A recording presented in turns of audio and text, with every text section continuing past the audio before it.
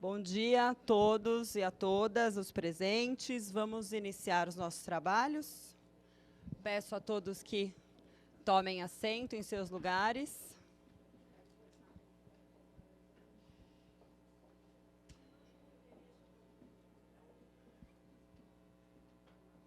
Bom dia a todos e todas. Agradeço imensamente a presença dos senhores e das senhoras aqui na nossa audiência pública.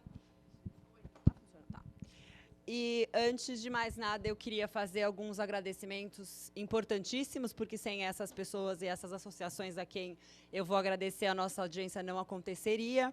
Em especial ao gabinete da vereadora Soninha Francini, que agendou para a gente o local e que permitiu que a audiência fosse feita nessa Casa Legislativa, ao gabinete do vereador Gilberto Natalini, representado aqui pela sua assessora jurídica, doutora Amanda Oliveira, muito obrigada.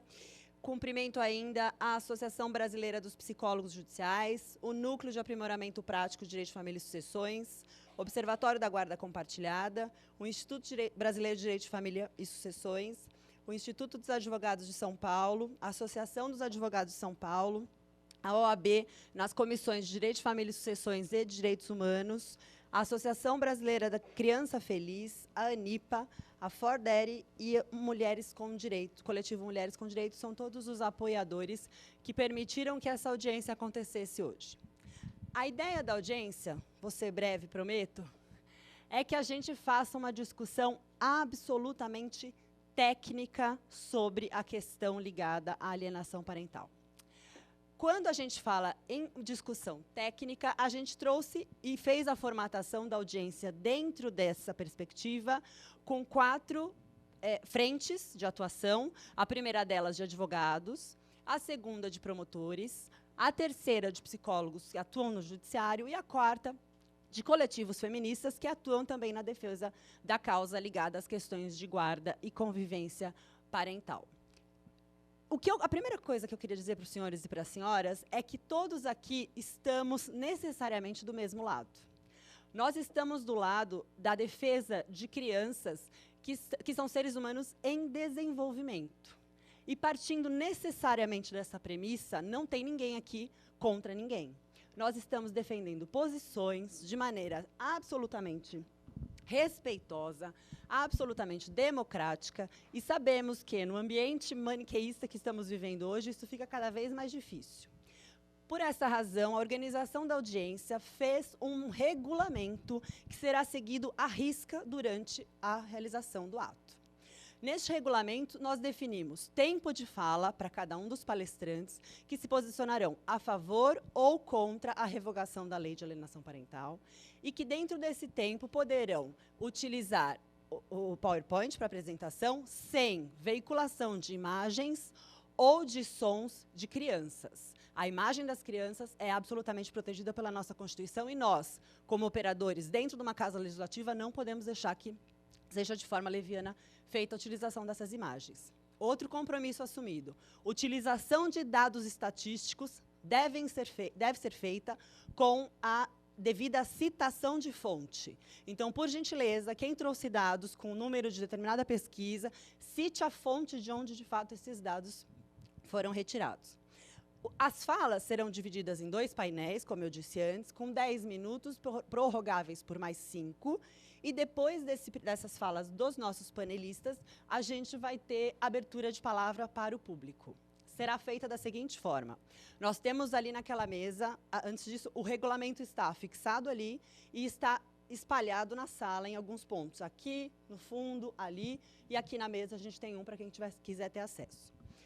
As falas a abertura será feita mediante prévia inscrição e ordem de inscrição. Então, quem quiser fazer perguntas, quem quiser se posicionar, que o faça através de inscrição, por 3 minutos de fala, que será absolutamente observado. E esse tempo será destinado, ou eventualmente a perguntas, eventualmente a ponderações, que eu peço que não seja feita de casos particulares, especialmente que corram sob segredo de justiça. Como a gente está num ambiente democrático, todo mundo falando, vou repetir isso mais de uma vez, pelos interesses superiores das crianças e dos adolescentes, e todo mundo falando para que a gente consiga reunir elementos técnicos para depois, e esta é a ideia da audiência, levá-los aos parlamentares que tratarão da questão em Brasília. Eu peço veementemente que não usem adjetivos, vaias, aplausos, gritos, nenhum tipo de desrespeito será tolerado nessa sala hoje. Por isso, eu também peço que não usem cartazes, não usem nenhum tipo de desrespeito de fato. Nós estamos aqui com o apoio da Guarda Civil Metropolitana e, se houver necessidade, quem ultrapassar os limites mínimos de razoabilidade e de respeito será retirado da sala. Então, eram só essas. Quem tiver qualquer dúvida com relação ao regulamento, basta consultar, basta perguntar. E eu vou compor, então, a nossa primeira mesa. Sim. Vamos colocar uma ficha de inscrição de painel por vez, para não haver confusão com as inscrições. Assim que o painel iniciar, vai ser posta naquela mesa ali ao lado da porta, para quem quiser se inscrever. O primeiro painel vai ser composto por advogados. Só um minutinho.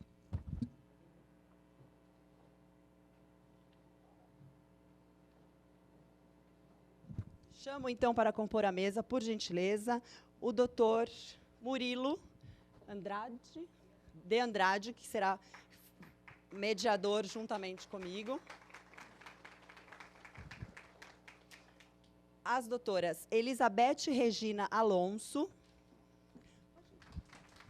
Os dois no meio. Eu fico nessa aqui, você fica no meio. Fico nessa aí, eu que estou meus cabos. E a doutora Sandra Vilela.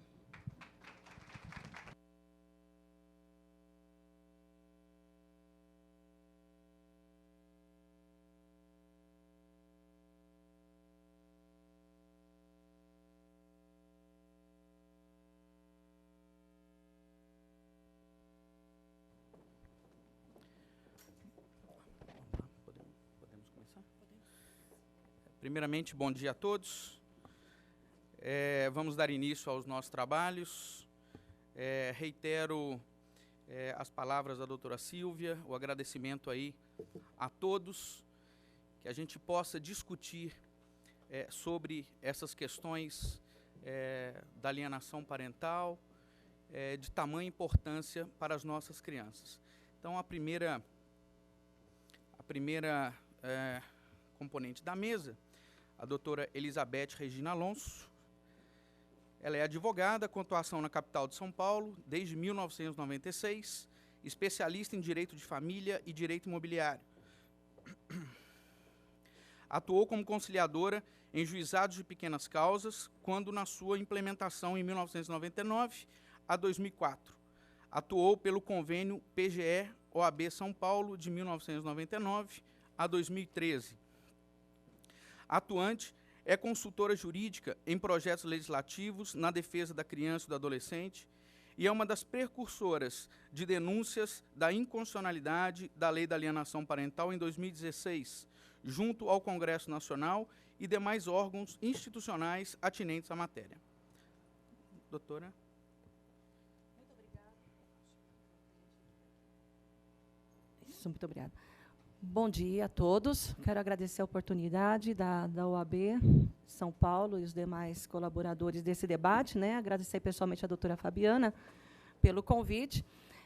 Quero agradecer também o apoio a qual que há pelas nossas participações nos debates, né? Sempre que convidados, do movimento Pró Vida, Pró Família, tá? Especialmente de Brasília, e conselhos de pastores, em especial Unigrejas, Copan, e outros que estamos representando nesse momento, que estão nos acompanhando. Quero agradecer, inclusive, a assessoria do gabinete do vereador André Santos, né, que estão aqui presentes na pessoa de suas assessoras. Quero agradecer o carinho e o acompanhamento, né.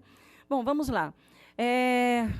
Por que revogar a lei da alienação parental? Tá? Uma lei que chegou, promulgada em 2010, ela veio de origem de uma teoria norte-americana, do médico Richard Gardner, e que depois, em investigações, ele fez um trabalho na década de 80, que posterior investigações na década de 90, especialmente em 1998, a partir de 1998, começou-se a questionar os processos, as quais ele, como perito, assistente de perícia, né, dos laudos psicológicos, as inversões de guardas e denúncias que ali existiam, de violência, maus tratos e abusos contra as crianças em constância de litígio de guarda, essas crianças vieram posteriormente a buscarem os genitores que perderam a guarda e contaram relatos de que, após a inversão de guarda, essas ocorrências permaneceram. Abriu-se investigação ali nos Estados Unidos, a partir de 1998,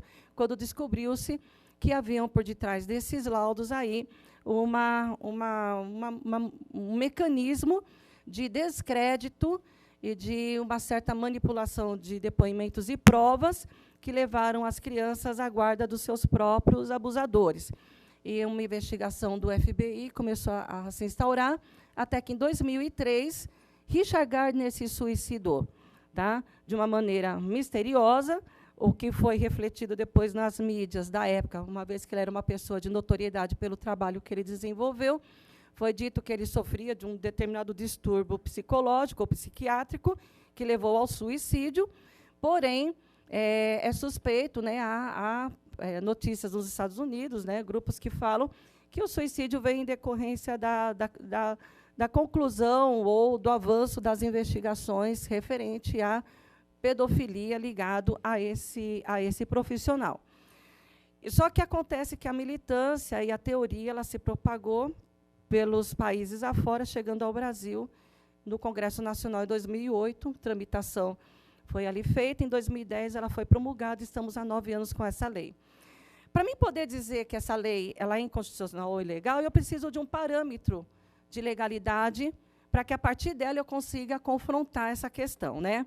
Então, primeiro, o parâmetro constitucional que nós temos no nosso país, qual é a regra geral com relação aos direitos da parentalidade? Está consagrado no artigo 226, parágrafo 4 da nossa Constituição, aonde constitui-se direito parental o da mãe e do pai como entidade familiar. Só que a parentalidade ela tem os limitadores, ou seja, ela não é plena, ilimitada e irrestrita. Ela tem 3 limitadores. Primeiro, a dignidade da pessoa humana, que é focada na criança, que é de ordem pública, prioridade do Estado na proteção e no cuidado dela. Por quê? Dentro da relação familiar, a criança ela é quem está em estado de vulnerabilidade e em desenvolvimento, como foi feito até na introdução da reunião, né, pela colega que introduziu a reunião aqui. A criança é o foco da dignidade da pessoa humana. A paternidade responsável e também é limitador da parentalidade os mecanismos que o Estado deveria impor, ressalto isso, tá? Com relação à violência no âmbito das relações domésticas. Tá? Artigo 226, parágrafo 7. Quais são as legislações que nós temos de proteção à criança atualmente? Nós temos o ECA, sobretudo, o ECA, inclusive, ela veio de uma regulamentação a qual o Brasil assinou a Convenção da ONU de Direitos da Criança e do Adolescente, então, ela é uma regulamentação de uma convenção internacional, ao destaque aqui, com referência ao âmbito doméstico, destaques ao artigo 15 ao 18, 33 ao 35, 98 ao 100, do 146 ao 148, porque ela é uma lei que ela olha a questão da criança em vários aspectos, o menor infrator, a adoção, família substituta, a tutela, a guarda, enfim, mas na questão de família, ela tem uns artigos específicos. O Código Civil, artigo 1583 ao 1638, que trata da proteção dos filhos na constância do divórcio ou da ruptura da relação conjugal, e ela deveria usar a nossa legislação, os nossos processos de família, ela deveria utilizar como procedimento nos fóruns os procedimentos ordinários contemplados no Código de Processo Civil, que é petição inicial, contestação, despacho saneador, produção de provas, alegações finais e sentença, que não é o que acontece nos processos que nós vamos ver em seguida. Então, nós temos legislação? Temos. Nós temos 3 legislações: ECA, Código Civil, artigo 1583 seguintes, e o Código de Processo Civil como rito processual. O que a lei da alienação é? Nós temos uma 4ª legislação. A quem essa lei protege? Ela não protege a criança, ela protege os genitores. Tá? Por proteger os genitores, é onde ela quebra os limitadores da parentalidade. Ou seja, ela determina um mecanismo de ampla e irrestrito convívio parental com essa criança, tirando fora todas as questões de produção de prova e apuração dos riscos que essa criança pode ter. Em outras palavras, ela veio vendida no nosso sistema jurídico como um mecanismo de que a família, se ela não é, ela tem que ser uma família margarina, uma família cor-de-rosa, e não é. Porque nós sabemos que dentro de relações familiares, ou com até uma aparência de uma relação familiar, existem comportamentos de um ou de outro genitor que nós dizemos que não é compatível com o esperado de figura parental. Essa fala, inclusive, ela é mencionada na sentença da juíza do município de Três Passos, no Rio Grande do Sul, no julgamento do menino Bernardo Bodrim, com relação à sentença dada ao pai, Leandro Bodrim. Ela fala que todos os comportamentos dele, até a morte do menino pela madrasta, não foram condutas esperadas da figura parental, o que antecedeu ao falecimento da criança. Então, é possível, sim, um genitor não ser uma representação de pai ou mãe, como é esperado? Sim. A lei prevê a coibição disso? Sim. A Constituição, artigo 226, parágrafo 7, ela prevê que o Estado tem que criar mecanismos disso. Portanto, não existe família margarina, família cor-de-rosa. Pode haver, sim, genitores com atitudes criminosas propositais para colocar a vida e a integridade da criança em risco. Bom, a lei da alienação parental ela veio disso. O próprio termo alienação parental, já por si só, ela já é um conceito que quebra toda a defesa da criança. Por quê?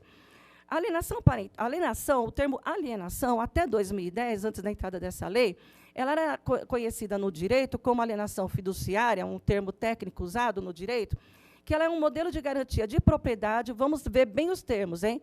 Propriedade, móvel e imóvel. Nós estamos falando de bens, não de pessoas, tá? Propriedade móvel e imóvel, que se baseia na transferência de bens como pagamento de uma dívida a partir de um acordo firmado entre credor e devedor. O que acontece? Com a lei da alienação parental, entram duas ciências na lei, a psicologia e o direito. O que a psicologia fala sobre alienação?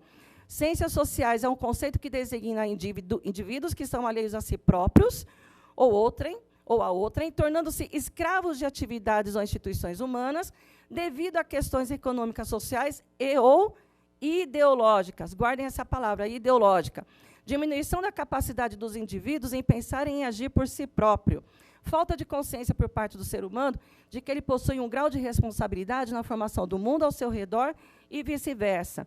E a psiquiatria, porque o artigo 6 e o artigo 5 da lei, ela fala que os laudos podem ser feitos por profissionais da biopsicossocial. O que é o biopsicossocial? São os psiquiatras. O que a psiquiatria fala? No direito existe a alienação de um bem, alienação parental e alienação fiduciária. Ainda que a alienação seja um conceito a priori filosófico, ele existe um conceito de alienação mais propriamente na filosofia marxista. A famosa frase de Karl Marx, religião é o ópio do povo, ele aliena, e seja outras coisas. Então, ela é profundamente ligada às ideologias marxistas. Está aqui, não é eu quem falo, é um conceito, inclusive, do Google. Doutora, tá? Só para informar, você tem mais 5 minutos. Eu só pedi, tem mais 5 minutos? Você tem mais 5 minutos. Tá bom, então tá. Bom, o que a lei fala? O que a lei da alienação faz? Primeiro, ela é uma lei de direito material, ela é também uma lei de direito processual, tramita mandatoriamente na vara de família, sendo que, se você trata de conflito parental, ela deveria ser na vara de infância e juventude, conforme o artigo 100 do ECA. E o rito dela é petição inicial e não é despacho saneador, para que as partes produzam as provas. As provas, quem produz é a lei. Ela determina a visita assistida e o laudo e o estudo psicossocial. É a lei quem impõe a prova. Os laudos eles são ilegais, tem um revestimento de ilegalidade, porque, primeiro, é a lei quem determina. Ela quebra o princípio do contraditório e da ampla defesa. Em segundo lugar, ela terceiriza o direito das oitivas serem feitas presencialmente pelo juiz. O psicossocial ele é um terceirizador dos depoimentos. O Código de Processo Civil determina que o depoimento pessoal tem que ser feito pelas partes direto ao juízo, porque elas têm capacidade processual. E a criança tem que ser ouvida por escuta protegida, conforme a nova lei de 2017. O maior perigo do psicossocial é a cariação, onde coloca a criança junto com quem está sendo acusado da violação dela, para falar na frente do seu violador que ela está sendo abusada ou agredida. Sendo que nem a mulher, quando ela é abusada ou ela é vítima de estupro, ela não depõe na frente do seu estuprador, mesmo que seja um estranho, uma pessoa que pegou na rua. Ela é colocada no vidro como uma proteção para que ela não seja exposta, a criança não. Existe o processo do gaslighting na elaboração e na metodologia desse laudo. Pega-se as falas das pessoas, muda-se no campo da análise e conclusão do laudo, muda-se o significado e a versão dessa história, dessas narrativas das entrevistas, e conclui por alienação parental, ou quando há evidência de abuso, os peritos não colocam abuso, colocam inconclusivo, porque eles não têm imunidade profissional. Eles podem ser oportunamente processados e também ter a sua credencial cassada, se eles não conseguirem serem convincentes por que o seu laudo deu por abuso. Ao ditar, ao final, que há alienação ou não, ele está usando de um poder discricionário que não deveria lhe pertencer por força do direito administrativo, que o poder discricionário de julgamento é do juiz e não do psíquico. Artigo 2, parágrafo único, deu poder discricionário ilegalmente ao perito. Então, o perito fala, é alienação parental, o juiz não pode julgar diferente, porque senão pode dar recurso e reverter, e ele também pode ser representado na corregedoria se ele dá um julgamento diferente daquele que está nos laudos. Por último, o artigo 5º criou os especialistas em alienação parental. Artigo 5º, parágrafo 2º. Por quê? Porque a lei obriga que o laudo psicossocial seja elaborado por alguém que seja especializado em alienação parental. Veja bem, não é uma pessoa especializada em escuta de criança, de forma generalizada, mas ela tem que ser especializada em alienação parental. Ela tem que conhecer todo esse mecanismo da teoria da alienação parental gardenista para conseguir fechar um gaslight, uma situação de distorção da verdade, inclusive atribuir problemas psicológicos e psiquiátricos à parte processual que não possui qualquer discurso. Inclusive, nós temos casos de processo que é imposto o uso de medicamento controlado, e a pessoa, se ela não provar, ela pode perder a guarda, inclusive, de filho. Tá? Então, e esses especialistas, nós hoje não temos uma bancada de profissionais, defensores, por exemplo, da violência da criança e violência doméstica. Se vocês procurarem no Google, não existem escritórios de psicologia e advocacia nesse ramo. Mas, se vocês digitarem especialista em alienação parental no Google, experimentem. Está cheio de psicólogos e advogados. E os banners dos escritórios são especialistas em alienação parental, guarda compartilhada e, observem, falsa acusação de abuso sexual. Não é de denúncia de abuso sexual. Doutora, já vem como falsa tem 30 acusação. para concluir. Ok. Falsa acusação de abuso sexual. Criou-se essa especialidade. É algo perigoso para se pensar. Nós temos que ter especialistas em crianças. Tá? Bom, por último, eu quero terminar aqui colocando o que isso gerou de consequência. Quando nós trabalhamos com ciências sociais, ela não foge da questão racional de que todo ato reflete uma consequência. Doutora, me desculpa. Só para terminar as estatísticas. É que a gente mantém um equilíbrio. É só as estatísticas, é rápido. Nós precisamos manter aqui, então, eu agradeço. Pessoal, deixa eu só agradecer. Quero agradecer, então, a oportunidade e a atenção de vocês. Espero que em 15 minutos tenha tido um entendimento vago, embora ele é mais profundo, tenha um material até nosso mais detalhado. Tá? Obrigada, gente. Obrigada pela oportunidade.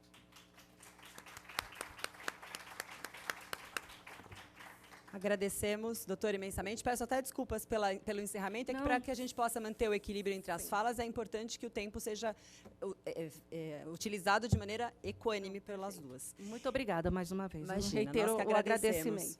pelos esclarecimentos. Eu apresento agora a doutora Sandra Vilela, ela é advogada, especialista em Direito de Família e Sucessões, membro do EBDFAM, relatora do Tribunal de Ética e Disciplina da OAB de São Paulo. A doutora Sandra também tem 10 minutos, extensíveis por mais 5, se for necessário. Está com a palavra a doutora Sandra. Bom dia a todos. Eu agradeço o convite para poder estar aqui hoje fazendo a discussão dessa lei, uma lei que eu julgo ser muito importante em defesa das nossas crianças. Dá para passar o primeiro slide aqui, por gentileza? Bom, na verdade é o seguinte, eu acabei fazendo um levantamento, quais eram as principais críticas que eu estou escutando, inclusive na mídia, o que eu julgo ser muito perigoso, quando a mídia começa a falar, ela não tem uma fala técnica, então eu comecei a pegar alguns temas separei aqui três itens que estão sendo divulgados aí como argumento para a revogação da lei. Então, quais seriam eles? Eu vou tentar debater aqui com vocês se isso é verdade, se isso não é verdade. Eu, como pesquisadora, eu ajudei a fazer a lei da alienação parental, eu trabalho com alienação parental faz bastante tempo. Eu até acredito que uma das primeiras pessoas que falou de alienação parental, eu acredito que fui eu, porque foi um cliente meu estrangeiro que trouxe esse tema para cá, a coisa de, sei lá, 17 anos atrás. Bom, então, aí, o que está sendo falado? Que o Brasil é o único país que ainda utiliza o conceito da alienação parental, que o conceito de alienação parental é repudiado em países estrangeiros, em especial Estados Unidos e na Europa, que Gardner era pedófilo e sua teoria foi rechaçada. Primeira coisa que eu gostaria de falar é de Gardner. Só para tentar dar uma pincelada, eu sou advogada, eu não sou psicóloga, só que isso está sendo um equívoco quando fala que a lei de alienação parental ela veio da teoria de Gardner. Gardner falava de síndrome da alienação parental. Síndrome significa conjunto de sintomas. Ele achava que conseguia encontrar que tinha um conjunto de sintomas que estariam presentes em todas as famílias com situação de alienação parental. Isso realmente foi repudiado na década de 80, só que depois de Gardner surgiram um monte de outros autores falando da alienação parental. O conceito de alienação parental ele já sofreu tanta modificação que ele já nem se reconhece mais, de uma certa forma, daquela teoria de Gardner. Tá? É lógico que ele foi o primeiro que deu o nome, então é ele que ainda acaba aparecendo, mas só fazendo uma passagem rápida, porque hoje já não. Hoje, só para se ter uma ideia, eu já consigo encontrar no Canadá, nos Estados Unidos, uma tendência de fazer um conceito jurídico de alienação parental, onde eu não preciso sequer de uma prova técnica. Então, nos Estados Unidos e no Canadá, já existe uma tendência a falar assim, se eu tenho uma criança que recusa um pai ou uma mãe, se não existe nada que justifique aquela recusa, eles já estão considerando aquilo enquanto alienação parental e aplicando o que eles acham que é necessário para fazer cessar essa questão. Próximo, por favor. Bom, na verdade é o seguinte, o Brasil efetivamente é o único país hoje que tem uma lei de alienação parental. Só que também é o único país que tem uma lei Maria da Penha. Eu não sei se os doutores sabem, mas aqui no Brasil é o único lugar que tem. O Brasil precisa de lei para proteger mulher, para proteger criança, para proteger idoso, onde já se viu ter código de idoso, não tem necessidade nenhuma, não teria que ter necessidade nenhuma. Só que o que acontece? Efetivamente, existiu uma lei no México, que ela foi aprovada, a lei no México dizia o seguinte, tinha um único artigo que falava assim, havendo alienação parental, inverte-se a guarda. Era o único artigo que se falava de alienação parental. É óbvio que ele foi aprovado e foi cancelado, sei lá, acho que 1 ou 2 meses depois. Se no Brasil a lei tivesse só esse artigo, eu estaria aí do lado de lá pedindo a sua revogação, o que não é verdade. A lei da alienação parental ela é uma lei complexa e não é uma lei que simplesmente fala em inversão de guarda. Só que hoje, no México, existe já em tramitação uma lei muito parecida com a brasileira e que deve estar aí por vias de aprovação. O que a gente precisa ver é que é o seguinte, Estados Unidos, os países europeus, eles têm uma legislação específica repudiando qualquer ato que impeça a convivência da criança com seus 2 genitores. Então, é assim, nos Estados Unidos, na Europa, no Canadá, não tem necessidade de ter uma lei específica de alienação parental. Por que não tem? Porque lá existem regras duras que, independente do nome, aquele genitor ou genitora que impede com que a criança conviva com o outro, ele vai sofrer punição, sim, lá é punição. Eu não acredito que a lei da alienação parental fale em punição, mas lá existe punição independente de ser ou não alienação parental. Então, esses países, eles não precisam de lei de alienação parental. O próximo, por favor. O próximo.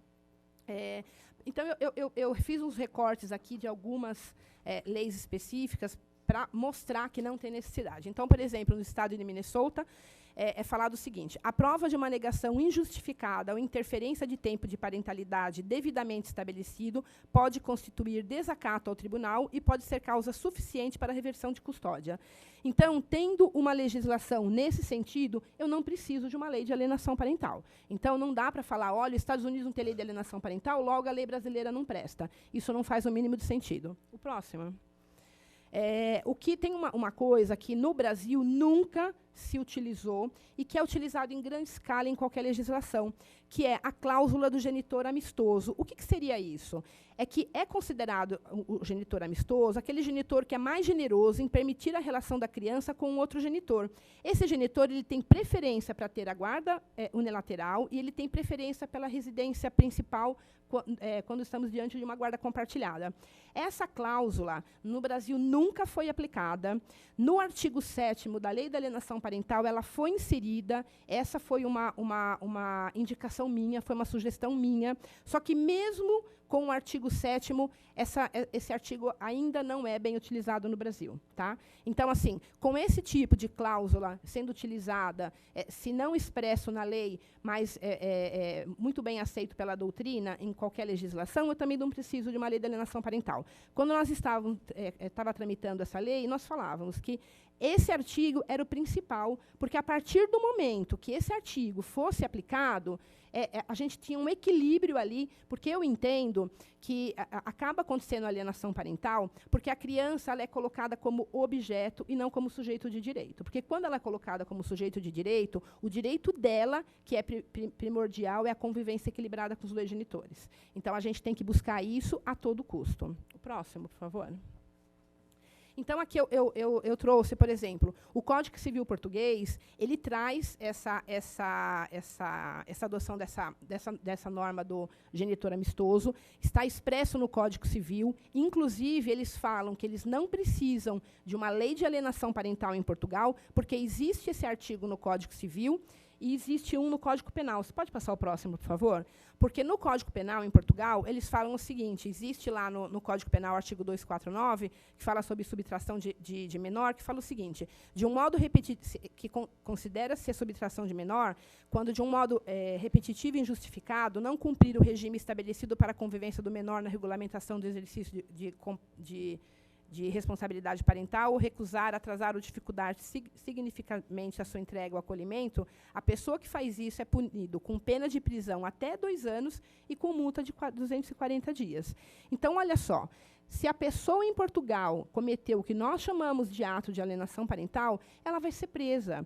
Então, lá não precisa de uma lei de alienação parental. E eu acho que eles são muito mais radicais do que a gente. Nós aqui escolhemos uma lei onde a gente pede para o juiz, pede para os profissionais técnicos, se voltar em cima daquele caso específico e verificar o que de fato está acontecendo. Pode passar para a próxima. Bom, aí eu consegui encontrar aí na internet, isso foi pesquisa na internet que eu fiz a partir do momento que começaram a falar que essa lei precisava ser revogada. Então, eu encontrei aqui em alguns estados americanos falando o seguinte, que em vários estados é considerado crime, tem um tipo específico penal para quem faz uma falsa acusação de abuso sexual. E pior, quando essa falsa acusação de abuso sexual é cometido durante um processo de guarda de criança, vai ser, em alguns casos, imposta uma multa, em alguns casos é considerado um crime, uma violação com uma classe maior. Então, ou seja, quando eu tenho uma legislação específica em todos os estados americanos falando de falsa acusação de abuso sexual, e quando essa falsa acusação de abuso sexual é cometida num processo de guarda e de visita, desculpa, isto é a prova cabal de que isso acontece em grande escala, quer seja no Brasil, quer seja em qualquer país do planeta. Então, isso daqui não é à toa, né? No Brasil, nós não temos isso. Então, nós precisamos acabar tendo uma lei que ela é muito mais leve do que a legislação estrangeira. Pode passar o próximo. Então, portanto, alienação parental não tem lei em outro país, mas pelos motivos que eu fiz a exposição. O que eu preciso... 5 minutos. O que eu preciso deixar muito claro é que a alienação parental no estrangeiro, eu preciso de uma criança recusando um genitor, o que é completamente diferente da nossa lei. A nossa lei fala de atos de alienação parental, que são aqueles atos que têm o potencial de fazer com que a criança um dia venha a recusar. Então, ele tem aquele efeito preventivo. Eu não quero uma criança recusando um genitor. Eu quero primeiro parar com aquela situação antes que isso aconteça. Pode passar para a próxima? Então, o que eu fiz? Como existe aí uma fala de que o Brasil é o único que utiliza ainda esse conceito, então eu peguei em vários países decisões usando o termo de alienação parental. Então, quer dizer, não existe uma legislação específica, mas isso não quer dizer que não é utilizado em grande escala nos julgamentos a teoria da alienação parental. Então, por exemplo, aqui, na França eu encontrei um que foi muito interessante, porque foi determinado que era uma alienação parental, que tinha uma acusação de abuso sexual e que foi invertido a guarda, né? Então, ou seja, né, o que acontece aqui e o que acontece no estrangeiro é a mesma coisa. Pode passar para o próximo, por favor? Aqui no Canadá, também, a minha ideia era de ler tudo isso, mas, infelizmente, não vai dar o tempo. No Canadá, tem uma coisa muito interessante, que é aquilo que eu falei no início, que no Canadá, faz uns 2, 3 anos, que eles começam a tentar, em todos os julgamentos, colocar a alienação parental enquanto um conceito jurídico, tentando afastar, inclusive, a necessidade da prova técnica. O que eu acho que, no Brasil, na maior parte dos processos, salvo aqueles que têm acusação de abuso sexual, são fatos isolados que a gente não precisava mesmo estar fazendo... não precisava, de nenhuma forma... Atrapalhando, não tem problema. Pode passar para a próxima, por favor? Bom, aí eu vim encontrando várias decisões. Essa dos Estados Unidos, eu encontrei em dezembro de 2018. Todos os juristas americanos estão dizendo que esta decisão dos Estados Unidos é um divisor de água para o conceito de alienação parental. Por quê? Nessa decisão desse Tribunal Superior dos Estados Unidos, eles fizeram aí um conceito jurídico de alienação parental, que também basta ter aqueles itens, né, que é uma criança recusando injustificadamente uma criança, aplica-se o que eles acham que é necessário para fazer cessar aquela prática. Pode passar para o próximo? Bom, aí aqui também é um outro processo que eu encontrei dos Estados Unidos. Pode passar para o próximo de novo? Aqui no Reino Unido, a mesma coisa, de alienação parental. Esse daqui é um em Portugal. Em Portugal é utilizado com grande escala. Eu até um dia encontrei uma decisão em portuguesa mencionando a lei brasileira. Só que, infelizmente, eu não consegui encontrar aqui para apresentar para vocês, mas que, em alguns julgamentos, é utilizado mostrando, olha, existe uma lei brasileira hoje falando disso e meio que enaltecendo a nossa lei, não falando que a nossa lei não presta. O próximo, por favor. Gente, então é assim, quando eu escuto alguém falar que a teoria de Gardner não existe, não funciona, eu peço para que a gente faça um raciocínio. Gardner, no meu ponto de vista, ele simplesmente deu nome aos bois. Basta a gente observar, por exemplo, nós tivemos um livro aí de um jurista muito famoso brasileiro, que é o Saulo Ramos, que ele narra uma falsa acusação de abuso sexual, que nada mais é do que aquilo que nós vemos toda hora acontecendo, infelizmente, nos nossos julgamentos. Pode passar no próximo, por favor? Por curiosidade, eu tentei encontrar uma decisão antiga, a mais antiga que eu pudesse encontrar, para ver aonde que eu via uma situação de alienação parental. E eu encontrei uma decisão do STF de 1968, falando... tenta passar o outro. Olha só o que ele fala, que é interessante.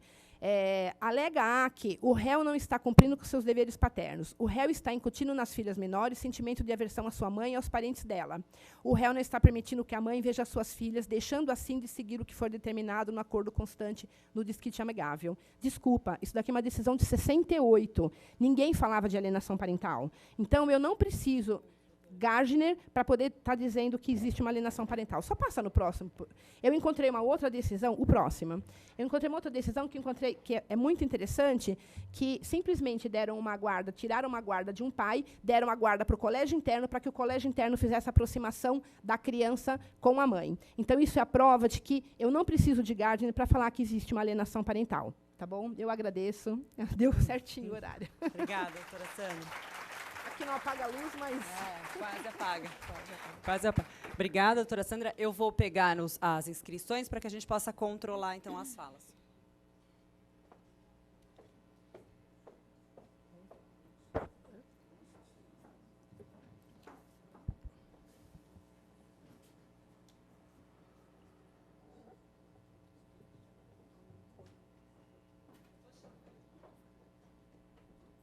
Eu vou chamar aqui, por ordem de inscrição, as falas para quem se inscreveu. São 3 minutos de fala. E, depois disso, se forem perguntas, eventualmente, a gente concede 3 minutos para a resposta também. Se forem ponderações e valorações com relação ao que foi dito, a gente só utiliza os 3 minutos. Então, a primeira inscrita é a senhora Cristina Lucchini.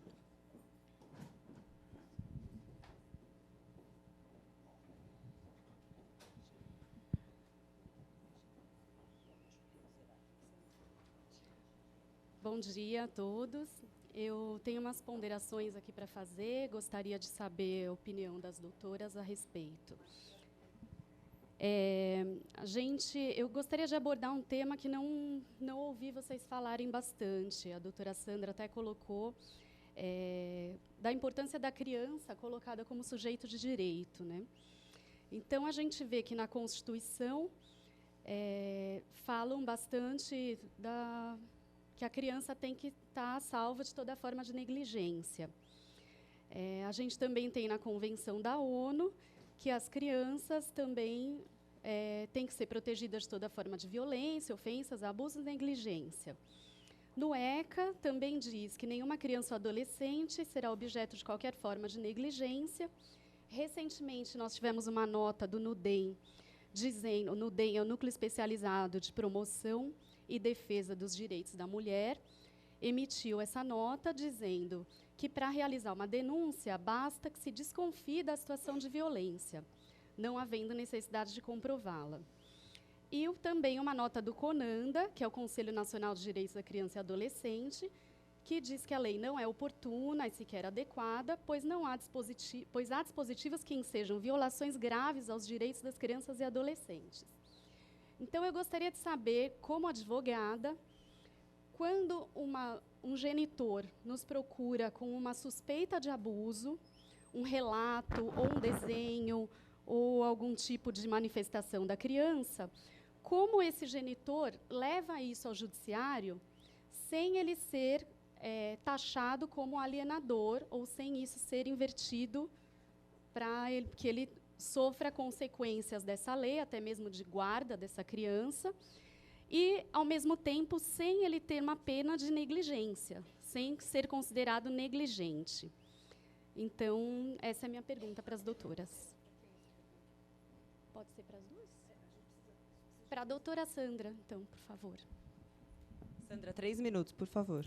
Bom, na verdade, assim, eu trabalho tanto com a verdadeira como a falsa acusação de abuso sexual. Nunca tive problema algum de fazer uma acusação de abuso sexual, só que eu, como advogada, tenho que ter uma responsabilidade. Eu acho que é falta ética o profissional que resolve atuar nessa área e que não tem conhecimento técnico mínimo.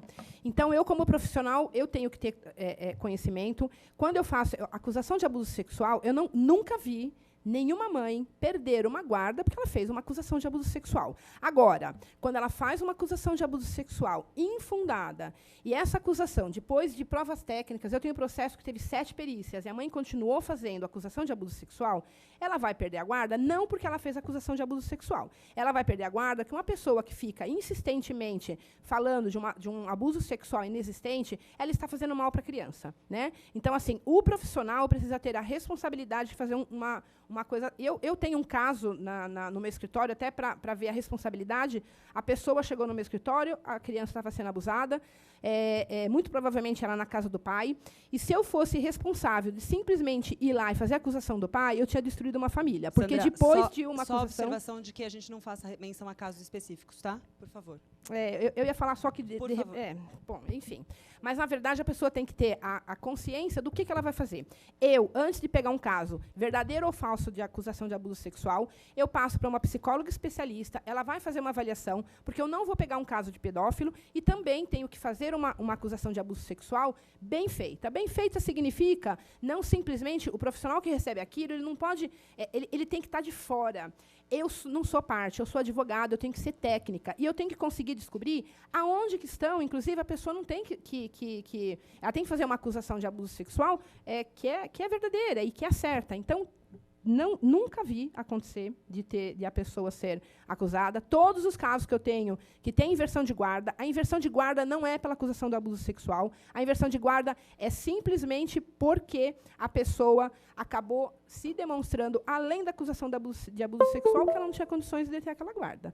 Este é os casos que eu tenho. Eu tenho uma quantidade de casos grande, tanto na acusação verdadeira como na falsa. O que eu posso falar para vocês, colegas, é de ter o cuidado de ter um acompanhamento de um psicólogo para fazer tanto a acusação de abuso sexual, como para ver se aquilo é falso, né? Que realmente pode ser que as pessoas estejam utilizando, o pedófilo vai chegar lá e vai tentar usar a lei da alienação parental? Vai. Mas o que eu tenho visto é que o Poder Judiciário não está acolhendo, porque, na dúvida, afasta-se aquele que está sendo acusado de abuso sexual. Esta é a experiência que eu tenho, situação de São Paulo, é o que acontece. Então, não sei se eu respondi. Fim do tempo. Obrigada, doutora Sandra.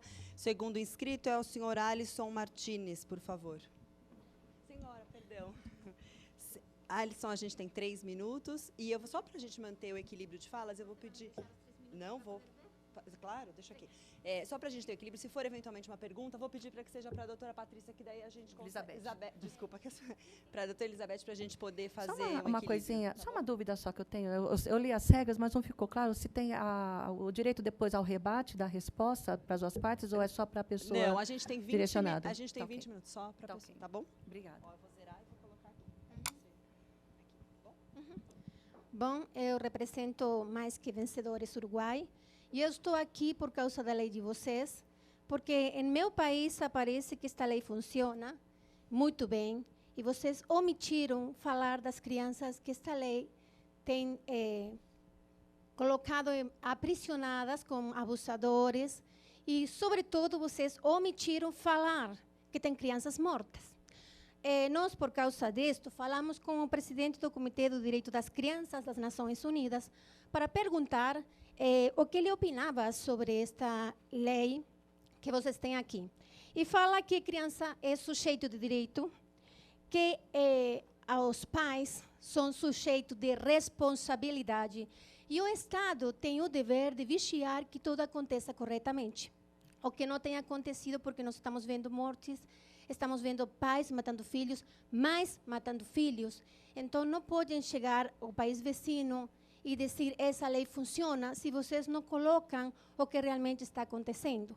Portanto, eu quero pedir para vocês que, primeiramente, tomem consciência do que estão fazendo com as crianças, porque o comitê está em contra do abuso das crianças, em contra da guarda compartilhada. Eles acham que as crianças não são crianças mochileiras.